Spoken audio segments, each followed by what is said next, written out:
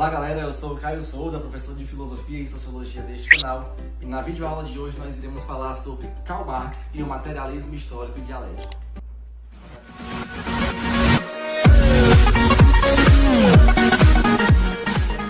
Essa é uma videoaula muito importante sobre o Karl Marx, onde nós iremos trazer certamente algumas abordagens nesse vídeo que daremos complementos em outras videoaulas.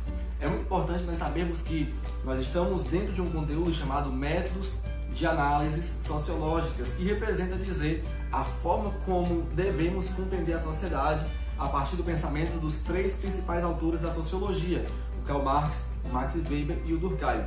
Nós já falamos sobre o método do Weber e o método do Durkheim, e na videoaula de hoje nós iremos falar sobre o método do Karl Marx, que é esse autor que está aqui do lado. Então, o Karl Marx vai falar sobre materialismo histórico e dialético. O que representa dizer esse conceito de materialismo histórico e dialético? Materialismo nos diz respeito à materialização de uma prática ocorrendo no nosso meio, onde essa prática material que está ocorrendo no nosso meio, o Marx vai trazer como sendo um trabalho. Então esse trabalho que se materializa, que se concretiza, que ocorre no nosso meio, vai ser aí o objeto de estudo da sociologia de Karl Marx. Então o objeto de estudo da sociologia de Karl Marx é o trabalho. E o método de análise sociológica é o materialismo histórico e dialético. Então, dando continuidade a esse conceito de materialismo histórico e dialético, onde já vimos que o trabalho ele vai ser esse materialismo que se concretiza no nosso meio. Histórico por quê? Porque ele sofre aí consequências históricas. Ele historicamente é construído no nosso meio. Então há uma historicidade que é inerente ao ser humano que faz com que as pessoas exerçam essa atividade trabalhista. E dialético. Esse conceito dialético você precisa um pouco mais de atenção para poder entender. Então o materialismo, essa prática que se concretiza, ele é histórico porque ele advém de sociedade, ele advém de geração para geração e ele também é dialético. Então esse conceito dialético ele diz respeito a uma contradição de instrumentos que nos levam a executar essa prática. Então, essa contradição ela se dá através de três instâncias. Quais são essas três instâncias? A primeira instância é a tese. Então, o que significa essa tese? Então, há uma tese, há um conceito na sociedade de que se deve trabalhar, de que se deve realizar a prática trabalhista. E existe uma antitese. O que seria essa antitese? Essa antitese é exatamente esse confrontamento, essa contradição a essa prática trabalhista, quando alguém confronta esse ato de se trabalhar. E a terceira fase dessa dialética é exatamente a síntese, quando se constrói uma conclusão social desse conceito do trabalho. Então a síntese ela é muito importante porque ela é o resultado dessa construção da tese, ou seja, do trabalho visto como uma prática que é inerente à sociedade, e dessa antitese, que é essa contradição, que é essa oposição a esse pensamento do trabalho visto como uma prática importante na sociedade, ou seja, o trabalho poderia ser, de certa forma, visto em segundo plano. Então essa é a antítese ou antitese. E essa síntese é aquilo que se caracteriza, é aquilo que se concretiza como verídico ou como essencial à sociedade.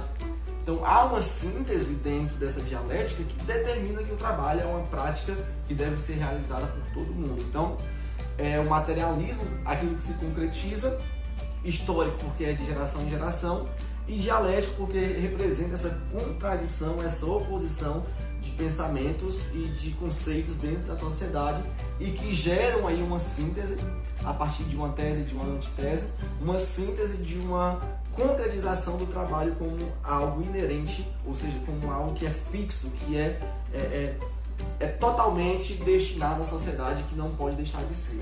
Então o materialismo histórico e dialético representa isso. Então nesse sentido de um materialismo histórico e dialético, o Karl Marx vai falar aí sobre dois conceitos muito importantes também no que diz respeito à execução desse trabalho que é o objeto de estudo.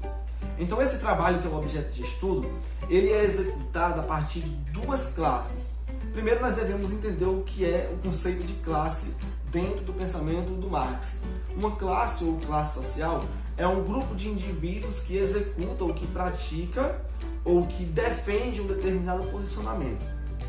Então, nesse sentido, existem duas classes sociais predominantes no pensamento do Karl Marx, que é a classe social que tem um patamar, certo, financeiro mais elevado, e a classe social que tem um patamar financeiro um pouco mais defasado. Essa classe social que tem um patamar financeiro um pouco mais elevado, o Marx vai chamar de burguesia. Então a burguesia ou os burgueses é aquele grupo de pessoas que são detentores, que são possuidores dos meios de produção. O que são esses meios de produção? Os meios de produção são todas as ferramentas que proporcionam a execução de um trabalho acelerado.